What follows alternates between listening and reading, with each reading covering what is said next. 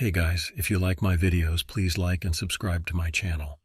I would really appreciate it, thanks. And also let me know where y'all are watching from and at what time. I'm curious. Something was circling the tent. The air inside was hot with our breath, but my arms were ice cold.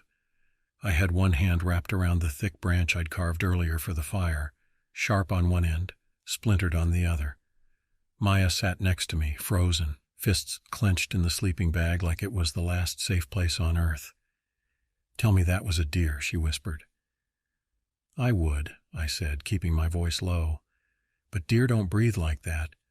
Not unless they've taken up bodybuilding and chain smoking." Outside we heard it again. Scrape. Something long and sharp dragged across the canvas wall of the tent. Not in a rush, just testing, teasing, like it was trying to draw a map with claws. "Jake," Maya hissed, "what do we do?"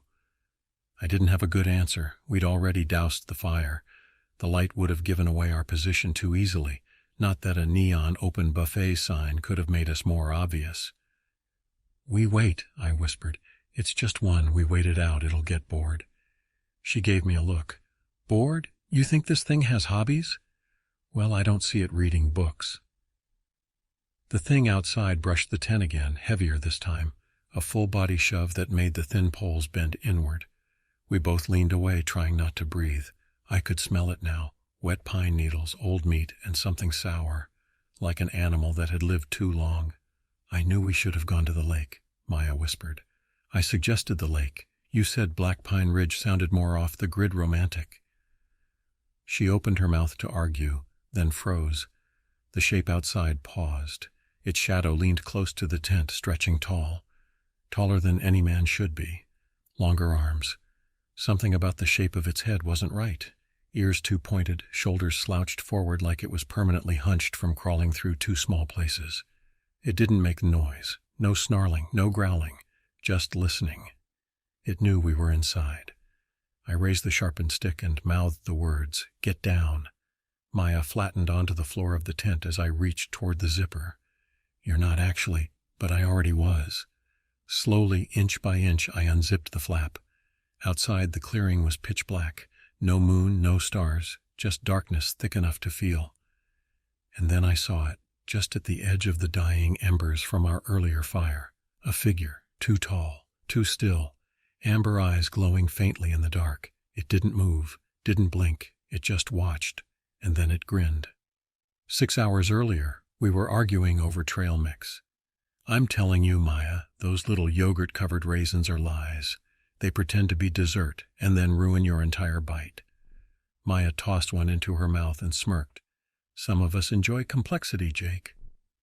We were maybe 20 minutes from Black Pine Ridge, winding up the mountain road in my beat-up Subaru. It rattled over every bump like it owed the suspension money. The forest around us was postcard perfect. Dense pine trees on both sides, casting long shadows across the gravel. The sun poked through the canopy in lazy golden beams.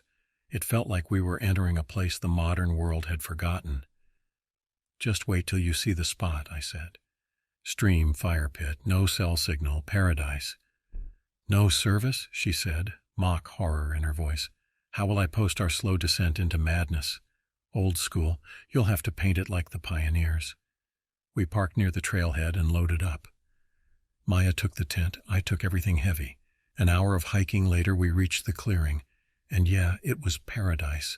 Flat ground surrounded by towering pines with a shallow creek gurgling nearby. Someone had even left a fire ring made of stones. The air smelled like moss, smoke, and freedom. We pitched the tent, unrolled the sleeping bags, and got the fire going. Dinner was foil-wrapped sausages roasted over open flame. Maya burned hers, twice. She insisted it was for texture. As the sun dipped behind the ridge, the woods grew quiet, that heavy kind of quiet where you can hear your own blood moving. "You think the dog man comes out early?" Maya joked. "Oh, sure," I said, "right after dinner. Smells your burnt sausage and says, artisanal." She laughed, but not as hard as usual. I noticed it too. Something had shifted. The air felt different, like it had been vacuum sealed. We were just about to crawl into the tent when we heard it, a distant howl, long, low, and way too guttural for a coyote. Maya froze, sausage halfway to her mouth. Please tell me that's not what it sounded like. Could have been an owl, I offered. A really intense, emotional owl. We laughed nervously, crawled into the tent, zipped it up, and tried to settle in. We'd both heard the stories. Dogman sightings up here. Weird footprints. Campers going missing. But stories are easy to laugh off when the sun's up and the fire's burning.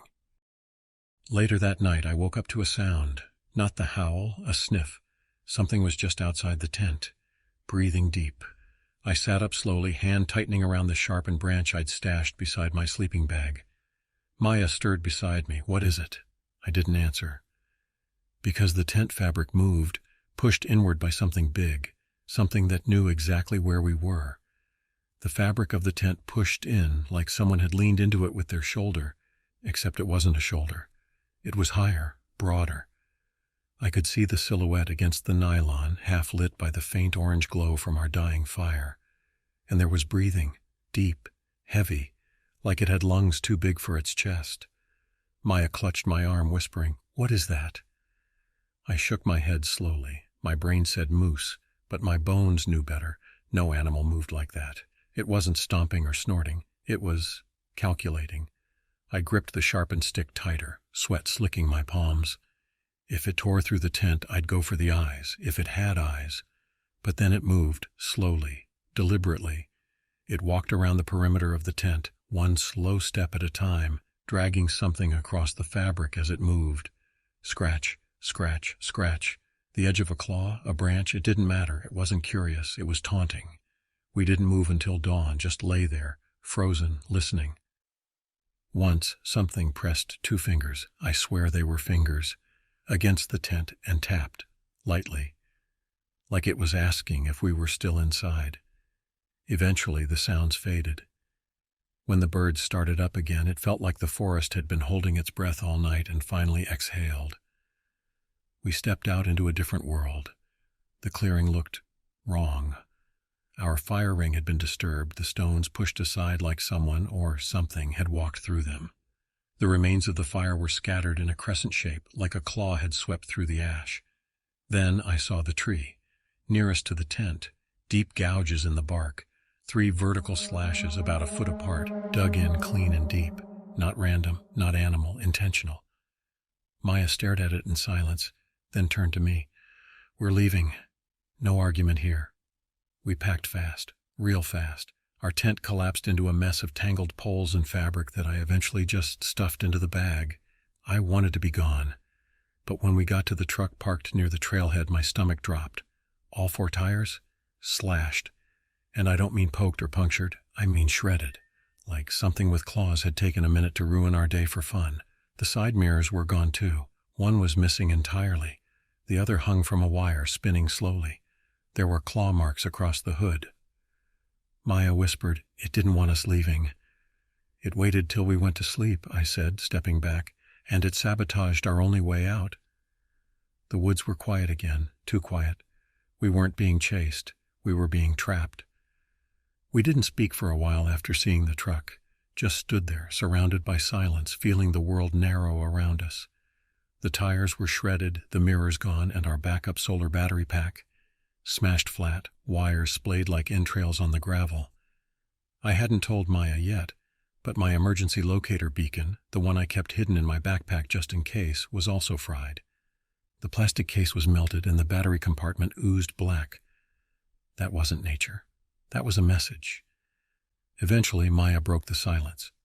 "What now?" I looked up at the trail that wound further into the woods. "There's an old ranger station about a mile in. I saw it on the map back at the trailhead. Might be something there, a radio, maybe a landline." "Great," she said, trying to sound sarcastic, but her voice was shaking. "Let's walk deeper into the cursed forest. Sounds like a brilliant plan. Better than waiting here until whatever that was comes back with a bib." We grabbed what we could carry, first aid kit, flashlights, food. I kept the sharpened stick and gave Maya the hatchet we'd used for firewood. She held it with white knuckles. "If it shows up again, go for the eyes," I said, "or the knees. I'm not sure what kind of monster it is, but I doubt it likes hobbling." We set out. The trail was narrower than I remembered, and the forest felt closer. The trees leaned in like they were listening. Shadows stretched too long even in daylight. At one point I caught Maya turning in circles slowly. "What is it?" I asked. She pointed. I think we're being funneled." It took me a second to see what she meant. There were fallen branches and undergrowth on either side of the path, but all of it felt intentional, like the trail had been recently cleaned, directing us forward. "Something's steering us," she whispered. That's when we started hearing the clicks. Not loud, not obvious, just small snapping sounds, pine needles crushed, branches creaked, always behind us. It didn't run, it paced. I didn't look back, not yet. Looking back would mean you thought you could see it. And I didn't want to know what it looked like. Not yet, maybe not ever. We passed a stretch of trees where the bark was stripped in long vertical ribbons. It wasn't from a storm or animal damage. It was deliberate, marked. Maya touched one of the gouges. "You think it's marking territory?" I didn't answer because up ahead the path opened into a small clearing, and in the middle of that clearing stood another tent, old, collapsed, mold-blackened. There were claw marks on the canvas, and bones, small ones, strewn just inside the flap. Maya didn't go closer, neither did I. Whatever happened here, it wasn't over. Because above the tent, nailed into the tree trunk, was a wooden sign. Burned into it in jagged letters were the words, "Don't look when it howls." We backed out of the clearing slowly, like whatever had made that sign might still be watching. Neither of us said a word. We didn't need to. That camp had been someone else's last stop, and someone, probably them, had left that warning behind. It wasn't a story or an urban legend anymore. We kept moving. The air was thicker now, like it didn't want to be breathed. Trees leaned in, creaking with old groans as if they were too tired to keep the secrets they'd seen. That's when we heard the howl. It didn't echo. That's what got me. It was close enough that we should have heard it bounce off trees, rocks, anything. But we didn't. The sound just stopped after it hit us, like it had been aimed directly into our ears. Maya grabbed my arm. Her eyes were locked on mine. "Don't turn around." My throat tightened. "What?" "Just don't. Not yet." There was a weight in the trees behind us. I could feel it, like the moment right before a thunderstorm breaks, air buzzing with static, skin prickling like it knows something your brain won't admit. "Keep walking," I whispered. And we did. 1 step, 2.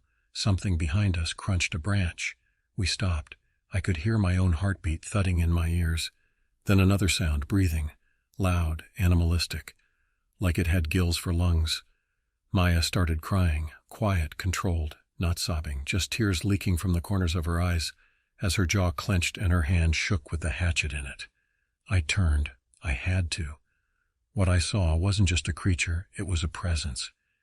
It stood at the edge of the trail, half shadowed by the trees.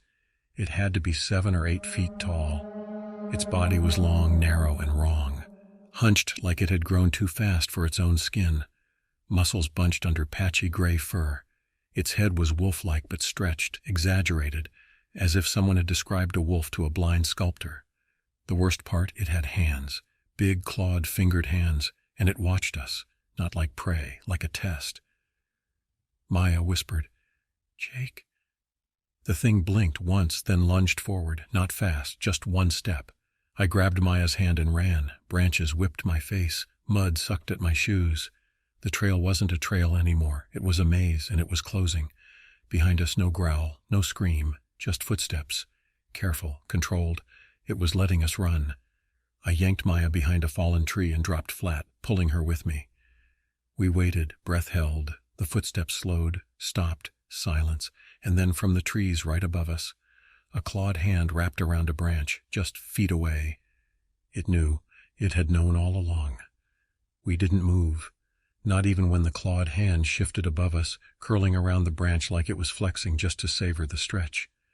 I could hear Maya's breath catching in her throat, could feel her trembling against me. If it looked down, we were done. I pressed my hand against her back, mouthing the word still. The hand moved, away, slowly back into the canopy. It vanished with a rustle, and then nothing. No footsteps, no breathing. Gone. We stayed there for a long time, long enough for my legs to go numb and my nerves to fray. I was afraid to even think too loudly. When I finally dared to sit up, I scanned the trees and listened. Silence. "Come on," I whispered. "We move now." Maya nodded, pale and wide-eyed, her hatchet still clenched like it was part of her hand. We followed the trail, if you could call it that. It was less a path now and more a suggestion. The deeper we went, the more the woods seemed to blur into themselves. Every tree looked the same, the moss-covered rocks repeated like scenery in a broken video game. We weren't hiking anymore, we were wandering. That's when we saw it, a cabin, small, almost hidden behind thick brush and vines. The roof sagged. One window was boarded up, the other broken. It leaned slightly to the left, like it was trying to sink into the ground and disappear. We ran to it anyway. The door creaked open with a push. Inside, dust floated like old memories.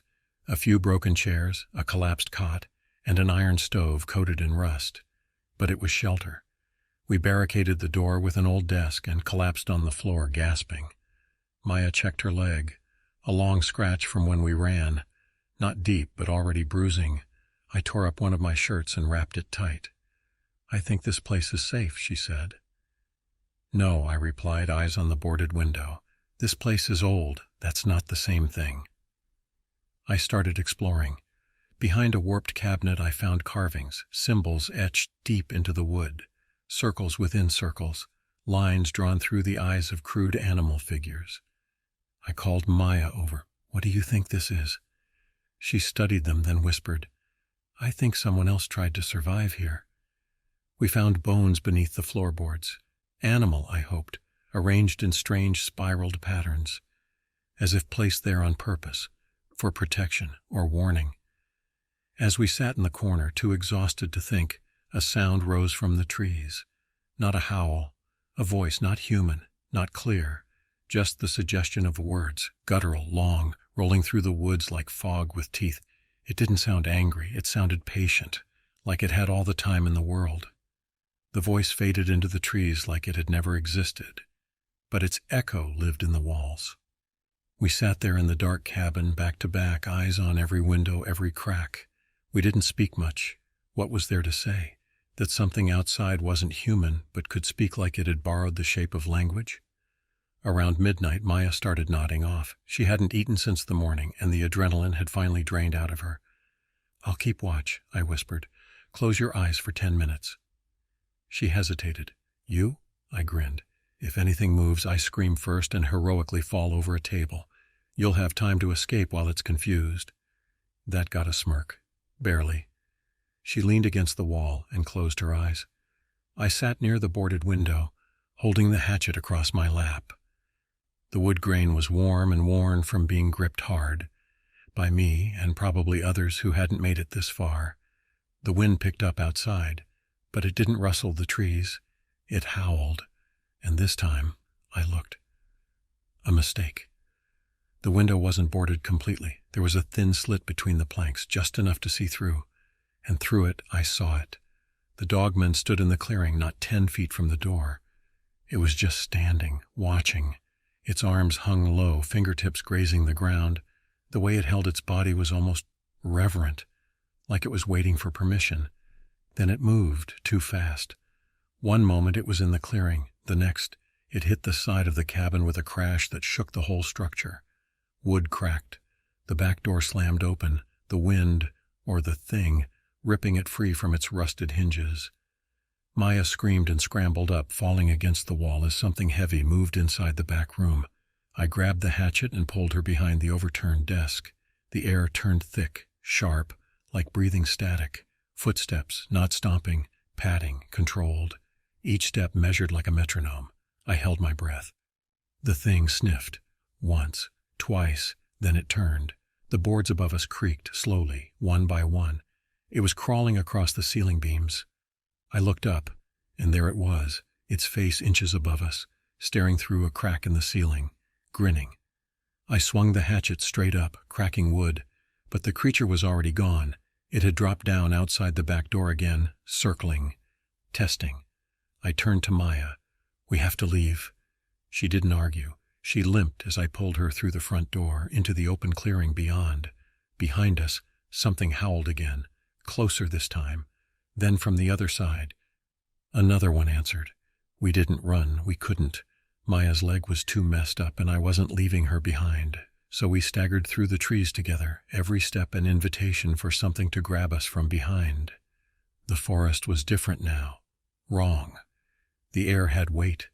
Every tree we passed looked more like a silhouette than a plant. The ground felt soft in places where it shouldn't have, like something pulsing just beneath the soil. Even the moon above looked stretched, too big for the sky. We followed a barely visible game trail, not really knowing where we were going. Just away. Jake, Maya panted beside me. There's more than one. I know. I heard 3, maybe 4. I know, she stopped. We're not going to outrun them. No, I said, but maybe we can outthink them. I wasn't sure I believed that. The trail curved and opened into another clearing, this one tight and circular, as if the forest had been hollowed out like a bowl. A pile of firewood sat in the middle, old, dry, perfectly stacked. That wasn't right. No one preps firewood in the middle of nowhere unless they know someone's going to need it, which meant this place had been used before. I looked around. There were carvings on the trees, symbols like the ones in the cabin, loops, X's, and crooked spirals. In the dirt were lines, almost runes, scratched over and over in a circle. A place of protection or a trap? I didn't have time to wonder, because just then a howl broke the sky apart, and the trees at the far edge of the clearing moved, not from the wind, from something stepping out. Amber eyes, tall, shoulders hunched. One of them had a visible scar across its chest, like it had survived worse. Then another appeared, and another, 4 of them. They didn't rush us. They stood still, surrounding the clearing just inside the trees, watching, waiting. I grabbed the old firewood and a matchbook I had in my pocket, one we'd used to start the campfire days ago. I lit the dry pile in the center and kicked dirt in a circle around it. The flames rose fast. The dogmen didn't flinch, but they didn't come closer either. They paced, circled, like we were inside something they couldn't quite cross. Maya and I crouched by the fire watching them. They're waiting for it to go out, she whispered. Then we keep it burning. I fed the fire everything we had. Dry grass, bark, scraps of fabric, even the map. Every flicker bought us another second. One of the creatures stepped forward. Its foot stopped just outside the burned line. It leaned forward, sniffed the air, then smiled. It wasn't afraid, it was curious, and it knew we were almost out of fuel. The fire was dying. Each time I tossed something new into the flames, the light stuttered. The wood popped like it didn't want to burn anymore. Sparks flew up like ghosts trying to escape, and the shadows around us grew longer, teeth at the edge of the dark. They're getting closer, Maya whispered. I didn't need to look to know she was right. One of them had stepped halfway into the clearing. The light touched its legs now, thin, sinewy, with backward bending knees like a deer, but wrong. Too long, too smooth. It stood upright, just barely hunched, head tilted like it was listening for the moment the flames finally died. Another took a step, then another. We're not going to make it, Maya said. I didn't answer. My brain was chewing on something harder than fear. These things, these dogmen or whatever you wanted to call them, they were smart. They didn't charge. They didn't screech or snarl like dumb beasts. They waited, they tested, and they didn't cross the fire, not yet. I grabbed a stick from the edge of the fire ring, one end lit and glowing orange, and held it up like a torch. Back, I growled, stepping forward. To my surprise, one of them hesitated. It turned its head away, not in pain but in annoyance, like the fire was a bad smell it didn't want to deal with. That gave me an idea. Help me, I told Maya. We're going to move the fire. What? I didn't explain. I took the burning stick and began drawing a line, fast, wide, a new half-circle of flame in the dirt. I kicked the older pile of embers outward with my boots, spreading the glow. Maya saw what I was doing and grabbed a second burning branch. Together, we reformed the fire around them. The creatures stopped circling. They realized it a second too late. We had reversed the trap. Now they were standing at the edge, and we had the fire. One of them stepped forward too fast. Its foot hit the glowing embers, and it screeched, not in rage, in pain. It backed away, furious, pawing at the dirt. Then another charged. Maya, with both hands, swung the torch stick into its face. It reared back, whimpering like a wolf that had been caught in a snare. I shouted and slammed a burning log onto the trail behind it, closing the ring again. They backed off, one by one, not defeated, but outplayed. For now. Then came the worst sound of the night. Laughter, not loud, not from a mouth, but inside my head, mocking, rumbling, not from the creatures, but from something beyond them. And just like that, they were gone. One blink and they melted into the trees, shadows swallowed by deeper shadows. The clearing emptied. Only the fire remained, and two very tired people who had no idea how long they had until morning. We watched the sun rise through the trees like it had been late on purpose. Pale gold stretched across the clearing, hitting our faces and the dying fire. The light didn't make us feel safe. It made everything feel worn out, like we'd just crawled out of something ancient and heavy. Maya leaned against me. Her face was pale, her eyelids fluttering with exhaustion. "Are we alive?" "Physically," I said. "Emotionally, jury's still out." She laughed. "Not much, but it was something." We stayed there until the fire went completely cold. The circle of burned ground we'd created looked like some strange ritual site. If anyone else ever stumbled across it, they'd assume the worst. They wouldn't be wrong. We made our way back to the trail slowly. Maya's leg was swollen, and I'd lost most of the feeling in my hands from gripping burning sticks all night. We found our way back to the old trailhead eventually. Though it looked different now, the trees weren't leaning anymore. The light came through easier, as if whatever had owned the forest had let go, for now. We followed the gravel road for what felt like hours. Eventually we saw a truck, park ranger vehicle. New, clean. The guy driving it looked shocked when he saw us. "Are you two okay? People don't usually come from that direction."